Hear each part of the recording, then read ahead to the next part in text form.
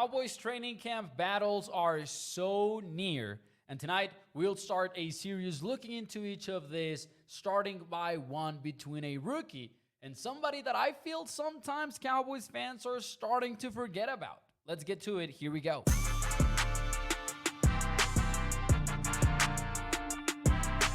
What is up, everyone, and welcome into A to Z Sports Dallas Primetime. I am your host, Mauricio Rodriguez, streaming with you live every Sunday and Thursday night, 8 p.m. Central, and catching up with the guys in between Monday, Tuesday, and Wednesday with these quick hitting videos.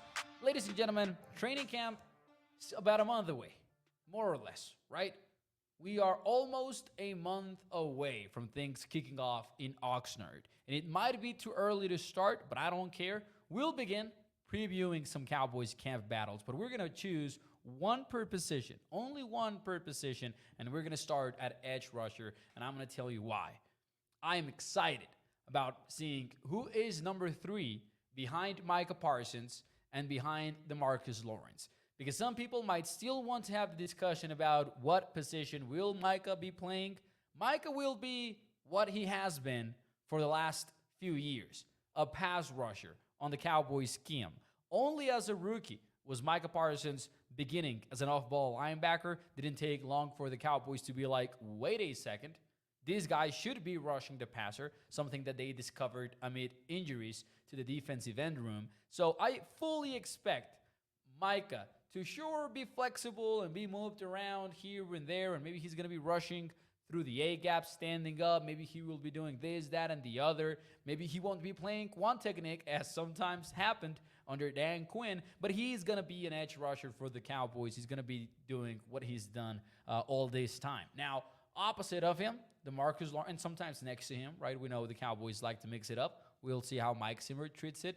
But DeMarcus Lawrence will be the other edge rusher starting for the Cowboys. And, of course, he will be thriving as this balanced and complete player that he is, with the biggest impact being through the run game, right? DeMarcus Lawrence, one of the best run defenders in the entire league.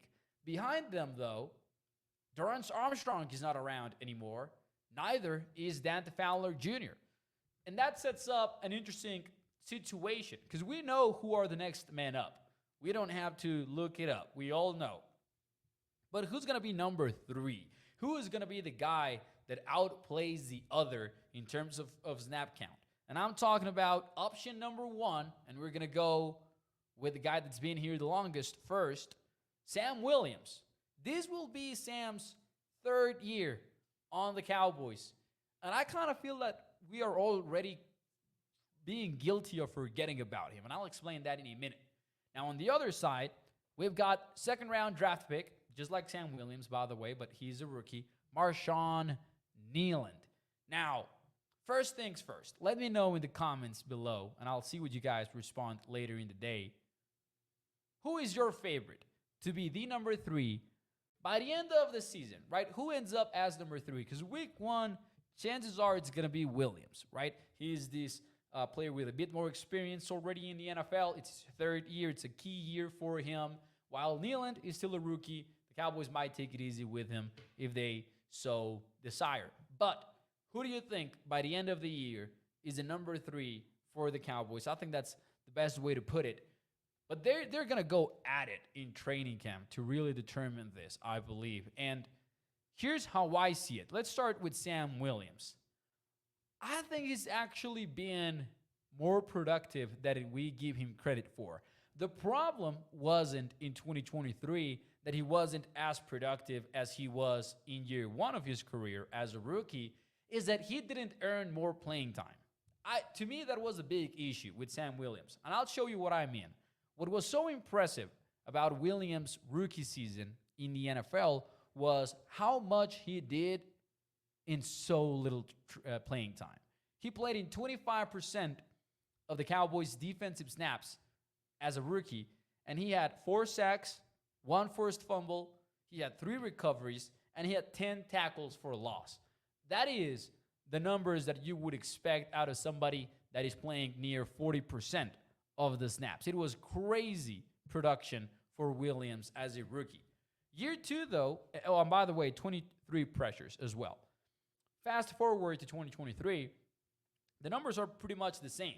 A 25% snap count went up to 28%, and he had 4.5 sacks, had 5 tackles for loss. That's the most notable downgrade, right? Going from 10 to 5. But see, he still had 22 pressures. So pretty much the same from Sam Williams.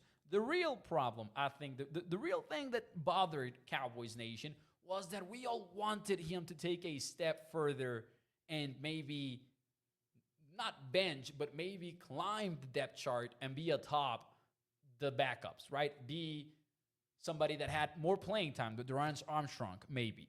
He did outsnap Dante Fowler, who I wasn't really sure about. I had to look this up before the show, but Marshawn Kneeland Sam Williams had 28% snaps, and then Fowler was at 25%. So they were pretty much even, right? 270 versus 303, though.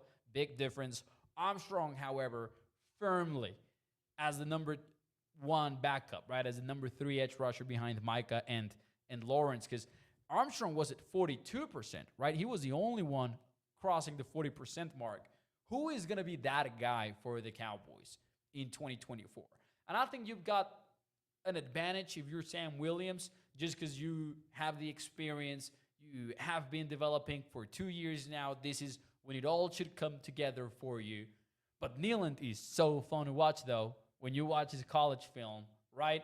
Not perfect, but he's so violent. He's so strong. If he gets on a fast track throughout this training camp, I wouldn't rule out a world in which he is the number 3 guy during the 2024 season as a rookie. And the reason for that is he's just got that kind of violence to him, that play strength to him. We've seen him do it against top competition. We've played the clips here on Primetime about him destroying the Iowa offensive line, which is one of the best offensive lines in college football consistently, by the way, because they're very insistent in running the football. They want to do it the old school way. And Marshawn Kneeland was tossing bodies to the ground when he played the Hawkeyes. So the question becomes, all right, if you're Kneeland, though, you were not a first-round draft pick because your game wasn't exactly refined, right?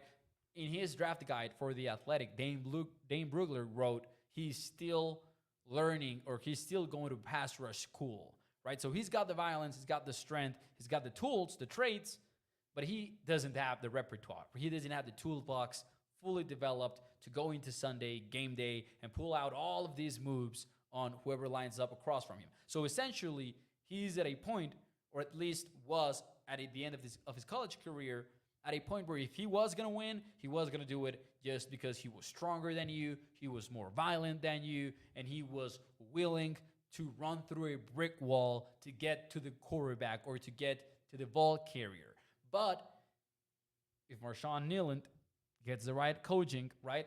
If Marshawn Kneeland put in the work this offseason and suddenly he's out there and he's rushing the passer with a plan and he's throwing counters and he's doing this and he's showing the right bend, because I know a lot of people pointed this out during the draft process. He lacked the ideal bend to rush the passer. He was very stiff, maybe very too straight up, and that was a problem for him rushing the passer at college.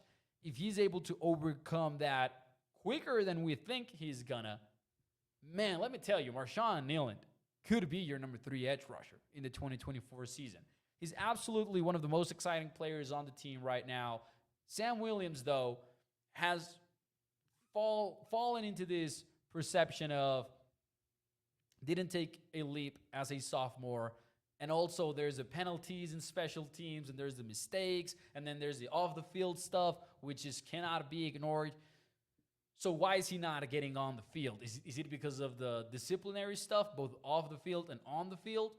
Or is it because he hasn't taken the steps as a pass rusher, as a defensive lineman?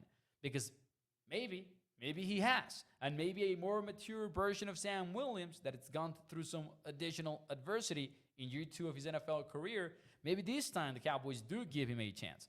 Maybe Mike Zimmer is the best thing that could have happened to somebody like Sam Williams, because Mike Zimmer is not there to be your friend, my guy. So how does that impact Williams' development and Williams' training camp?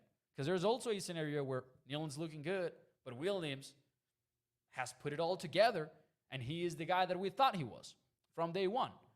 And that could happen. I'm excited about this group, man. I know Fowler and Armstrong leaving is going to hurt a little bit, but I'm not ruling out a situation where we call this an upgrade, honestly. But it all comes down to how fast Kneeland develops and how disciplined Sam Williams is in year 3 of his NFL career. If you enjoyed the show, ladies and gentlemen, hit the like button. Thank you for tuning in once again. You guys know this, on Thursday night, we don't have a live show. I'm going on vacation, but we have a plan in place to keep giving you primetime content when I'm not around. So subscribe, hit the like button, and I'll see you very soon. Bye-bye.